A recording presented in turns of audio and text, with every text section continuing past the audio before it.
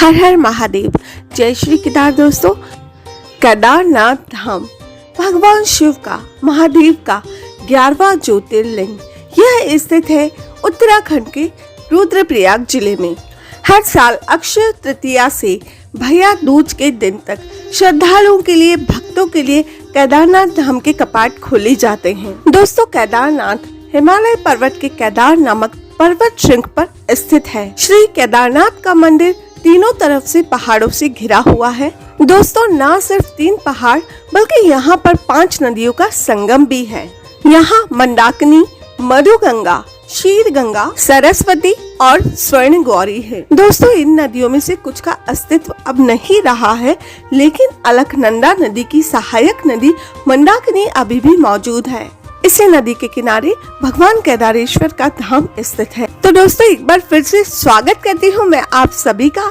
इस वीडियो के माध्यम से मैं आपको बताऊंगी कि आप भगवान केदारनाथ की धाम की यात्रा कम खर्च में कैसे कर सकते हैं, बड़ी ही सुविधा पूर्वक। इससे पहले कि हम वीडियो में आगे बढ़ें दोस्तों, आप इस चैनल को सब्सक्राइब कर लें, क्योंकि हम इस चैनल पर आप सभी की सहूलियत के लिए ऐसे ही टूर गाइड्स लेकर आते रहते हैं, जिनसे आपको यात्रा करने में आसानी हो। दोस्तों, सबसे पहले तो आप ये जान लीजिए कि केदारनाथ मंदिर की यात्रा करने के लिए सबसे पहले आपको हरिद्वार आना पड़ेगा, जो देश के दिल्ली जैसे बड़े शहरों से सड़क मार्ग और रेल मार्ग से जुड़ा हुआ है। यहाँ पर ट्रेन और बस दोनों से आ सकते हैं।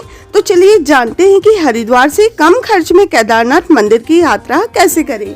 हरिद्वार से केदारनाथ मंदिर जाने के लिए सोनप्रयाग तक रेगुलर बस चलती है, जिसका किराया एक व्यक्ति का 350 रुपए के आसपास होता है। अगर आप बस, टैक्सी या खुद की कार से केदारनाथ मंदिर की यात्रा पर जाते हैं तो आपको सोनप्रयाग में ही अपनी गाड़ी पार्क करनी पड़ेगी और सोनप्रयाग से गौरीकुंड की यात्रा टैक्सी के द्वारा करनी पड़ेगी, जिसके बीच की दूरी करीब 5 किलोमीटर है। अब आप सोच रहे होंगे कि जब सोनप्रयाग से गौरीकुंड टैक्सी जा सकती है तो हमारी खुद की car, rental taxi, share taxi या बस क्यों नहीं जा सकती है। इसका कारण यह है दोस्तों, जो सोनप्रयाग से गौरीकुंड तक के लिए टैक्सी चलती है वह टैक्सी वहाँ की लोकल होती है और वहाँ के लोकल लोग अपनी खुद की कमाई करने के लिए दूसरी जगह की टैक्सी, बस या कार को अलाउ नहीं करते हैं। वो अपनी ही गाड़ियाँ चलाकर अपनी आजीविका कमाते हैं। यहाँ पर आपको टैक्सी का किराया 30 रुपए का पड़ेगा। पहले दिन आप हरिद्वार से सुबह बस पकड़कर सोनप्रयाग आ सकते हैं, जिसका किराया एक व्यक्ति का 350 रुपए के आसपास रहता है। लेकिन आप ये ध्यान रखें कि जिस दिन आप हरिद्वार पहुंच रहे हैं उसी दिन शाम को हरिद्वार से सोनप्रयाग जाने वाली बस का टिकट एडवांस में ही बुक कर लें, क्योंकि केदारनाथ मंदिर की यात्रा के सीजन में सुबह हरिद्वार से सोनप्रयाग जाने वाली बस में जगह नहीं बच पाती है और कहीं ऐसा ना हो कि ज्यादा भीड़ होने की वजह से आपको उस दिन सोनप्रयाग जाने के लिए बस ना मिले और आपको हरिद्वार में ही रुकना पड़े। हरिद्वार से सोनप्रयाग जाने के लिए सुबह 4 बजे से ही बस मिलने लगती है, इसलिए आप जितना जल्दी हो सके हरिद्वार से सोनप्रयाग जाने के लिए बस पकड़ लें। सोनप्रयाग पहुंचने के बाद आप सबसे पहले बायोमेट्रिक रजिस्ट्रेशन करवा लें, क्योंकि बायोमेट्रिक रजिस्ट्रेशन का ऑफिस शाम 5 बजे के बाद बंद हो जाता है और फिर सुबह अगले दिन 5 बजे खुलता है। लेकिन अगर आप बायोमेट्रिक रजिस्ट्रेशन सुबह करवाते हैं तो आपको ऑफिस के बाहर लाइन में खड़ा होना भी पड़ सकता है और उसके बाद आपको सोनप्रयाग से गौरीकुंड जाने के लिए भी लंबी लाइन में खड़ा होना पड़ सकता है, जिससे आपको केदारनाथ पहुंचने में काफी देर हो सकती है। अगर आपको बायोमेट्रिक रजिस्ट्रेशन कराने में ज्यादा देर हो जाती है तो आपको केदारनाथ मंदिर पहुंचने में भी अंधेरा हो सकता है, क्योंकि गौरीकुंड से केदारनाथ मंदिर की दूरी लगभग 16 किलोमीटर है। तो आप केदारनाथ जितना देर से पहुंचते हैं वहां पर आपको होटल वगैरह उतने ही महंगे मिलेंगे। इसलिए आप सोनप्रयाग 5 बजे से पहले पहुंचते हैं यदि, तो आप उसी समय बायोमेट्रिक रजिस्ट्रेशन करवा लें।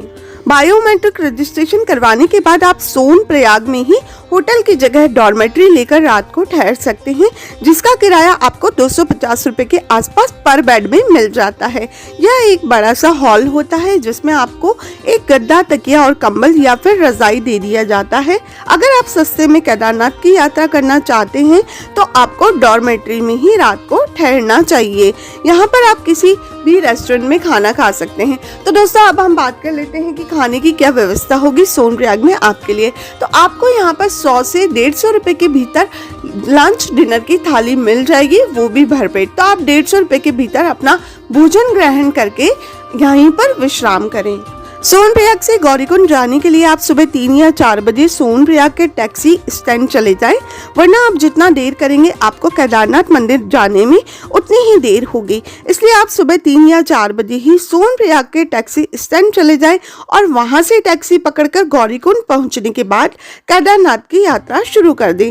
गौरीकुंड से केदारनाथ मंदिर की दूरी लगभग 16 किलोमीटर है, इसलिए अगर आप कम खर्च में केदारनाथ मंदिर की यात्रा करना चाहते हैं तो गौरीकुंड से ही केदारनाथ मंदिर की यात्रा आपको पैदल ट्रैक करके ही पूरी करनी होगी। वैसे तो दोस्तों आपको काफी सारे ऑप्शन मिल जाएंगे, जैसे घोड़ा, खच्चर, पिट्ठू, पालकी इत्यादि, लेकिन यदि आप इनसे यात्रा करते हैं तो आपका जो यात्रा बजट है वो अत्यधिक हो सकता है।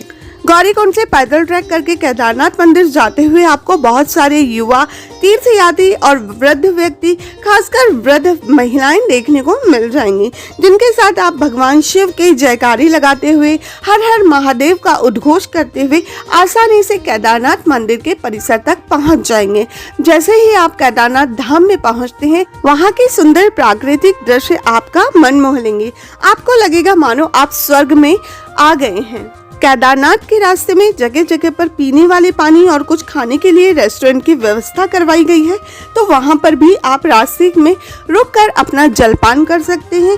रास्ते में आपको जगह जगह पर बाथरूम मिलेंगे, साथ ही मेडिकल फैसिलिटीज भी उपलब्ध हो जाएंगी। केदारनाथ मंदिर में स्थापित भगवान शिव के शिवलिंग का दर्शन शाम 5 बजे के बाद भक्तों को नहीं करने दिया जाता है। मंदिर के बाहर से ही आपको शिवलिंग का दर्शन करना होगा।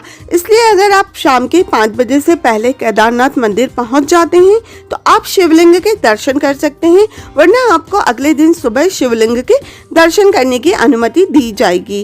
केदारनाथ पहुंचने के बाद आप वहां पर टेंट में ही रुकें, जिसका किराया 24 घंटे का मात्र 300 रुपए आपसे लिया जाएगा। दोस्तों, केदारनाथ मंदिर के आसपास ही आपको लंच, डिनर और ब्रेकफास्ट की व्यवस्था मिल जाएगी। वहां पर आपको थोड़ा सा महंगा मिल सकता है खाना, जैसे कि आपको ब्रेकफास्ट 100 रुपए का मिल सकता है और लंच और डिनर की थाली आपको 150 से 200 रुपए के बीच में महंगी पड़ सकती है। रात में खाना खाने के बाद आप सो जाएं और सुबह जल्दी उठकर भगवान शिव के दर्शन करने के लिए चले जाएं, क्योंकि मंदिर के बाहर सुबह 3 बजे से ही दर्शन करने के लिए लाइन लगनी शुरू हो जाती है। केदारनाथ मंदिर के दर्शन करने के बाद आप ब्रेकफास्ट करके गौरीकुंड के लिए अपनी यात्रा शुरू कर दें। अगर आपको गौरीकुंड आते आते शाम हो जाए तो आप गौरीकुंड में ही रात को ठहर जाएं। लेकिन अगर आप गौरीकुंड 3 से 4 बजे तक भी आ जाते हैं तो आप सोनप्रयाग आने के लिए शेयर टैक्सी पकड़ लें, क्योंकि गौरीकुंड में रात को ठहरना थोड़ा महंगा पड़ सकता है। सोनप्रयाग में आप रात को ठहर जाएं और सुबह वहां से बस के द्वारा हरिद्वार की यात्रा शुरू कर दें। तो दोस्तों, अब मैं आपको बताती हूँ अंत में कि हरिद्वार से केदारनाथ मंदिर आने और जाने का कितना खर्चा आपका कुल होगा। यदि आप बस के द्वारा हरिद्वार से सोनप्रयाग जाते हैं तो एक तरफ का किराया 350 और दोनों तरफ का किराया आपको 700 रुपये पड़ेगा। वहीं अगर हम आपका ब्रेकफास्ट, लंच और डिनर ऐड करके चले तो उसमें आपके पर डे के हिसाब से 300 से 400 रुपए का खर्चा आएगा। और सोनप्रयाग में रात को आपका डॉर्मेट्री में ठहरने का खर्चा 250 रुपए होगा। तो दोस्तों, लगभग अगर हम कुल खर्चे की बात करें तो आपका केदारनाथ धाम तक आना और जाना हरिद्वार से यह आपका 2500 से 3500 रुपए तक के बीच का खर्चा पड़ जाएगा। तो दोस्तों, इस प्रकार से आप 2500 से 3000 रुपए के बीच में बड़े ही आराम और सुविधा के साथ हरिद्वार से बाबा केदारनाथ धाम तक की यात्रा पूरी कर पाएंगे। दोस्तों, अगर इस वीडियो के माध्यम से आपको अपने अनुकूल जानकारी प्राप्त हुई हो तो आप हमारे चैनल को सब्सक्राइब कर सकते हैं, साथ ही साथ इस वीडियो को शेयर भी कर सकते हैं, ताकि अधिक से अधिक लोगों को इस प्रकार की जानकारी प्राप्त हो सके। जय श्री केदार। और यदि आप किसी भी प्रकार का टूर बुक करना चाहते हैं केदारनाथ धाम का या फिर 4 धाम यात्रा का, तो आप हमारे स्क्रीन पर दिखाए हुए जाने वाले नंबर्स पर कॉल करके हमारे से केदारनाथ धाम के टूर बुक कर सकते हैं। जय श्री केदार।